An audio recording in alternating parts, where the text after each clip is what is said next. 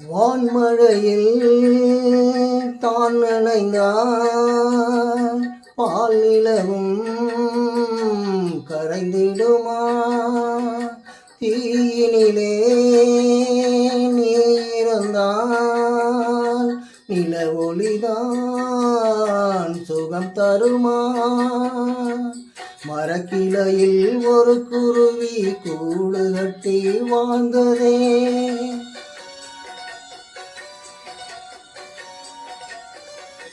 அந்தரத்தில் ஆடவிட்டு ஆலமரம் சாய்ந்ததே இன்பம் சுமக்க வைத்த மாமா என்ன தவிக்க விடலாமா